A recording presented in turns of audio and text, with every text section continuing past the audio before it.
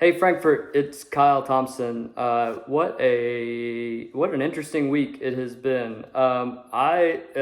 Just want to say thanks for the unimaginable support that I've gotten for just doing about 3 months of research and about 3 weeks of putting a presentation together to try to explain some of the issues facing Frankfurt. Since that time, there have been some other things that have popped up that, let's just say, they're a little more troubling than I thought before. Okay, so first of all, if you have not seen the first video, I will put a link right here that you can click on that will take you to the YouTube channel that you can watch it on. This video had over 700 views all the way to the end, which is clearly not viral like my daughters have, or like, Landon Hurst has like 1 million on one post. But it's an hour and a half long educational video, so about politics, which is incredibly boring for most people. So thanks, I really appreciate that. That means a lot. The first thing is that on September the 11th, when Craig Turner and his daughter Megan Walson were on Zoom with us and having a conversation with the city commission to update us on the parcels B and C, we learned that number one, that that CRM companies had essentially formed as one company. Frankfort Development LLC was created. The organizer of that company was Luther M. Johnson, and the registered agent was David Bates, correct? I believe that's correct. When did you and Megan Walson become members of New Frankfort Development LLC? We originally came in as consultants, and we moved to a partnership interest about 1 year ago. The interesting thing about that is we were always told that Craig Turner and Marty Johnson, they don't know each other. They were just put together.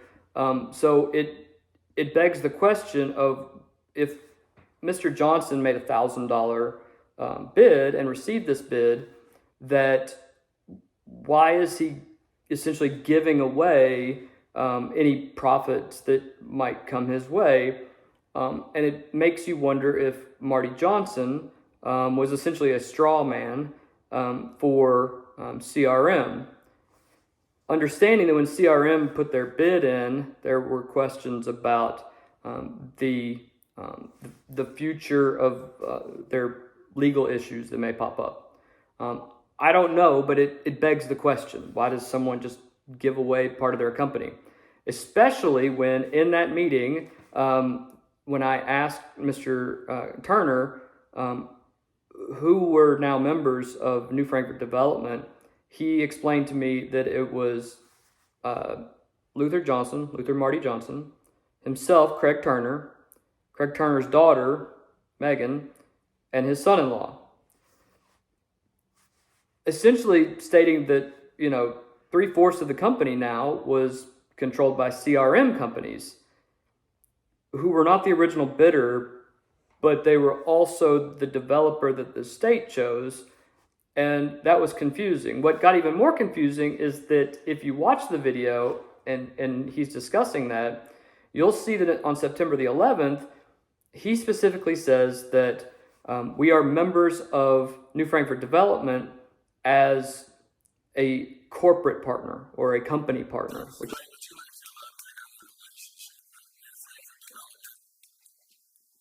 I'm sorry now? What? Could you elaborate on your relationship with New Frankfort Development? Are you a member of the organization, or are you just an operating member? We are a member. We are a member of the organization as a company, Red Draw.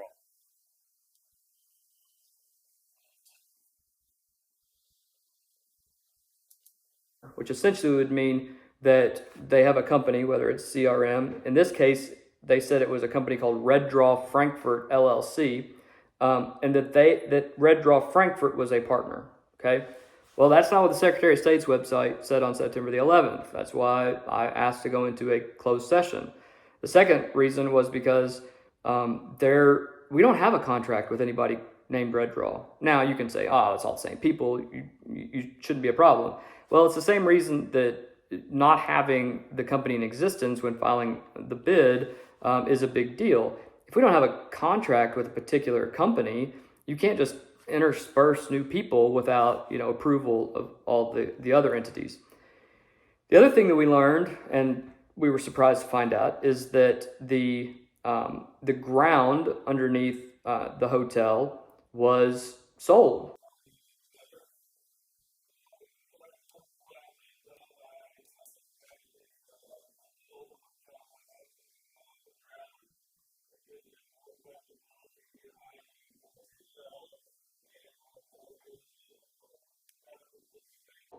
To the current owners of the Capitol Plaza Hotel, which immediately meant that property sold.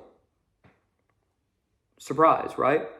And when it did sell, you're looking at a transaction that meant that they had a 5,000% increase on their initial investment in 3.5 years. I'd love to have that kind of return of investment. They figured something out or knew the right people, right?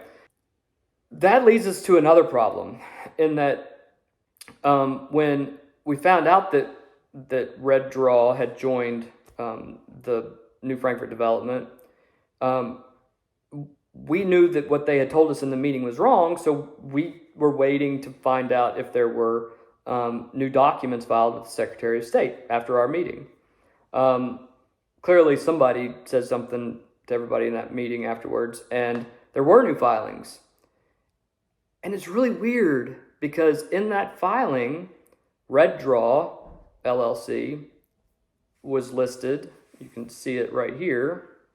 And you can see that number 2 is Luther Marty Johnson.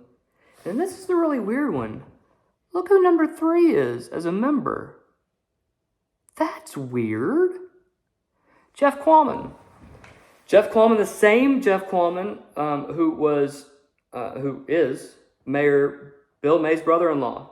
Jeff Quammen's wife were quoted in the paper, and Craig Turner quoted in the paper in 2019 that Jeff Wellman had nothing to do with this project. Absolutely nothing to do with this project. He did not speak for CRM. He was not an employee.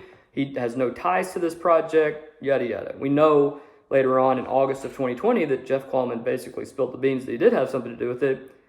But they made it official on paper. Right here, look, here it is again. Just filed. Hey, Pepper, just filed. And we have to wonder, why would they do that? And the only reason that I can surmise is that they thought, nobody cares. Nobody knows at this point. So that was something that was, really interesting. The last thing that I'll tell you that was super interesting about the information that I found out is that Marty Johnson, who all of his business interests are in Hazard, Main Street and Hazard, changed the principal place of business for the development and ownership of the property on parcels B and C to an address in Lexington on Delaware Street, which happens to be the same Delaware Avenue in Lexington that Draw is located. I thought that was interesting, so I looked it up. The owner of that property, as you can see the address here on the address change, the owner of that property, when you go to the Fayette County PVA, CRM. Not that big of a deal. But let me show you a picture. This is what a multi-project, multi-million-dollar company is running out of? Seems weird. I mean, admittedly, you can run an entire company out of a post office box. Doesn't really matter. But this is our corporate headquarters for Red Draw. Something seems a little odd about that. So, in discussing this over the last week or so, I was told to go follow the money. Seems pretty reasonable. And I had done that to some extent. We know that CRM had been investigated, at least Timothy Wellman had been investigated, regarding the project for the Herald Leader building and the bribes that he was convicted of to secure that bid, which they won, but the city of Lexington pulled back that award of that bid, and to this day, that project has never taken off. I found it very interesting, though, that Timothy Wellman was indicted for providing money to other individuals to be straw men. The number 2 person in all of CRM for 20 years, executive vice president, registered agent for service of process, principal business operator. I found it very, very interesting that Craig Turner had actually donated to those same 2 individuals that were allegedly bribed to give that award. The same Craig Turner that said that didn't happen. And yet Timothy Wellman was convicted. So why was Craig Turner not looked into? Why has CRM received 3 incredibly large projects in the city of Frankfort, one being the Mayo Underwood, one being the 300 Sauer building, and now they've completed the new dorms at Kentucky State. But now CRM, through a straw man, actually owns the most valuable piece of property in downtown. So how did all that happen?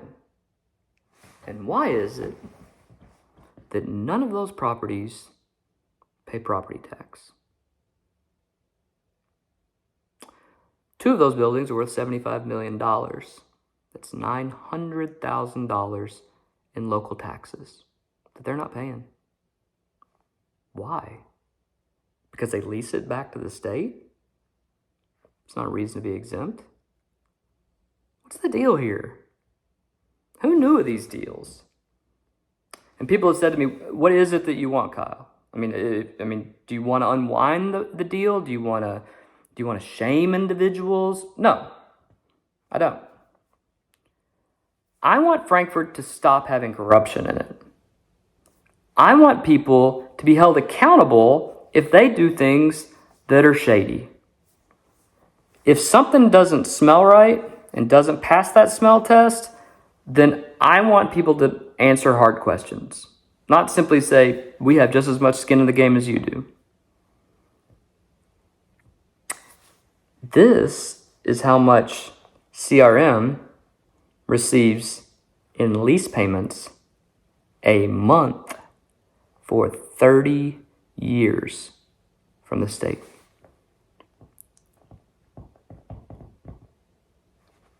What's going on here? Why is Frankfort always the one to fall victim to this? So what do I want? I would love for the newly minted Attorney General, whoever that may be, to take a hard look at this their very first day in office. The office already has the documents. There's a little bit of an election going on. We're 2 weeks away from it. Go out and vote. The second thing is I want the state auditor's office to look at this. The newly minted state auditor. It's very likely that may be Allison Ball.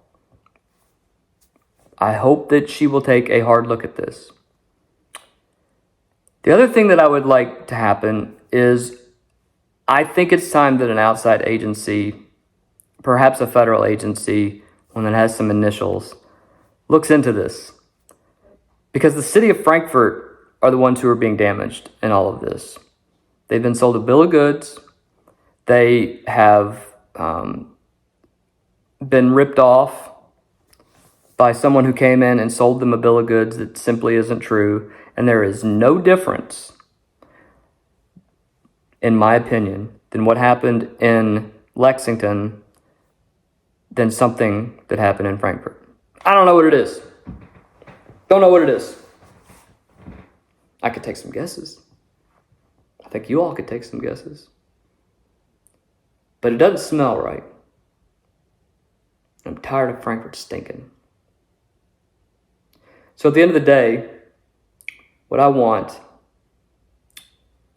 is I would like parcels B and C to be developed based upon the needs and wishes of the city of Frankfurt. There are two that we need. One, we need an indoor athletic and aquatic facility. No brainer. Everybody's on board. Second, we have to have an attraction to bring people into downtown because there's not an amount of gelato shops. There's not an amount of women's dress shops. There's not an amount of Kentucky goods sold down there that's going to bring people from out of town to come to downtown Frankfurt. People go to Buffalo Trace, they turn around, and they drive right back out of town. So here's my challenge. There are 12 acres of prime real estate, parcels B and C. I want a athletic facility that is run in a public-private partnership. Let's quit using these TIFs and these silly things that people try to sell us. Use business sense. Let's go in, city, county, public schools, city schools, state government. Governor Beshear, you want those 9,000 employees downtown to be able to use the athletic facility and the Olympic-sized pool? Pony up. City, county, school board, you all want to make everyone happy in this town? Pony up. And then we will receive our money back by having a private partnership with someone who knows how to run a facility like that. We will receive part of that income back. And if, say, we receive 50% of that income, we're going to get paid a heck of a lot faster than if we're doing TIF monies on the hopes that something will come along. It'll be paid off in no time. In fact, I have a good buddy who pitched this about 11 years ago. He had it planned out and paid off way before the 20-year bond period was up. The city passed on that. Who knows why? And I want that to be multifaceted. I want there to be basketball courts. I want there to be indoor soccer. I want it to be multiple levels. I want it to be free use of the facilities for those who are military veterans and members of our local law enforcement, firefighters, EMS, E911. They deserve it. What I also want is I want an amphitheater. I'm just going to be straight up. I've talked to a lot of you about it. That's my dream. That's some of your all's dreams. I want an amphitheater. I want it right there on parcel B. I want it to coincide with that brand new $27 million renovation of that hotel. And that first night that Tyler Childers and Chris Stapleton and those guys are opening up for us, we're going to realize that if Corbin can do it, Pikeville can do it, by golly, the state capital of Frankfurt can do it. And I want companies like Live Nation, I want them to invest in this. That's how this works. If you're out there, Live Nation, I'm asking you. I want you to come to our city. I want you to pitch the idea of building us a 5,000 to 7,000 seat, partially covered amphitheater. I want you to bring us national touring acts every Thursday, Friday, and Saturday. I want downtown Frankfurt to have a destination spot. And if you all think that Frankfort will grow fast, that's the only way it's going to grow fast. It's not waiting for housing to be built down there. It's not with state office buildings or mixed use with coffee shops. It's not going to do it. You have to have a reason people want to come to Frankfort. And that's a gorgeous place to do it. History meets music, meets culture, meets our bourbon industry. That can be Frankfort distilled. I want Buffalo Trace to get on board with us.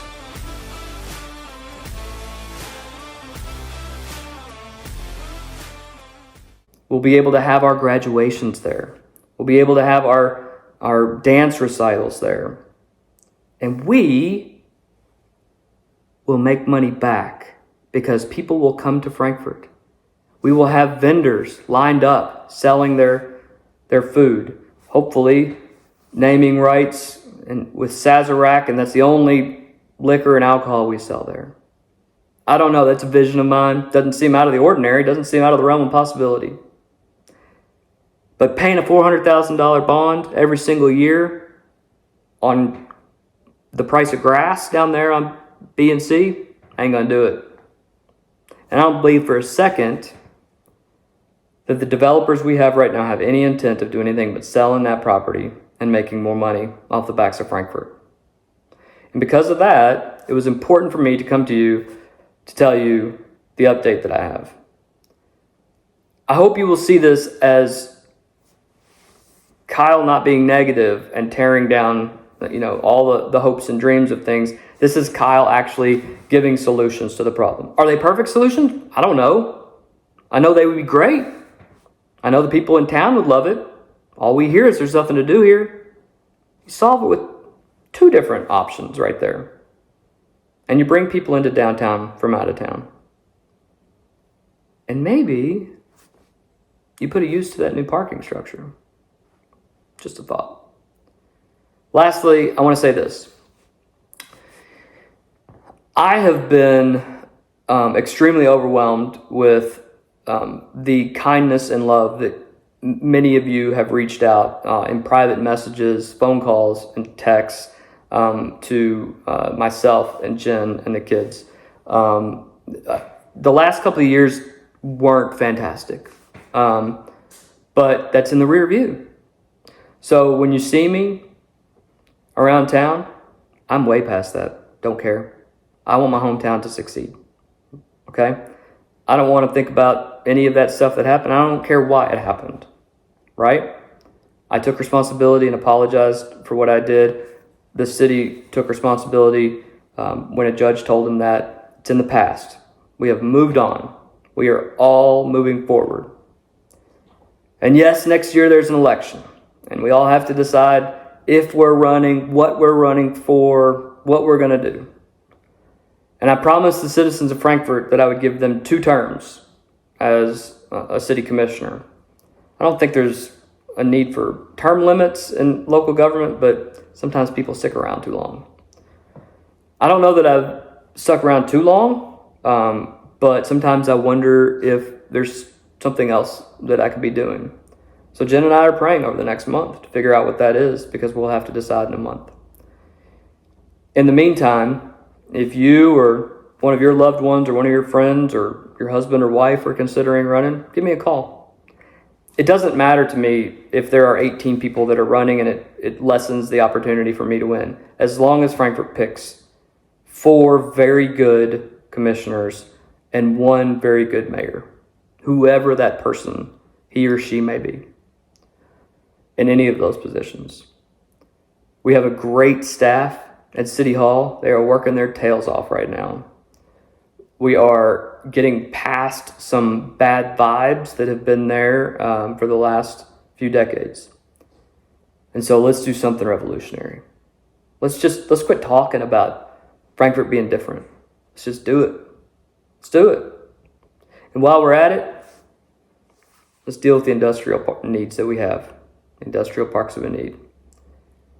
Because I can promise you, when that happens, you'll see transformational change in Frankfort. But in the interim, let's deal with parcels B and C. What do I want? I want Frankfort to move forward. I want Frankfort to move forward now. Not 5 years from now. Not on promises. Now. And I think we can all agree on that. Hope you all have a blessed night. Thanks.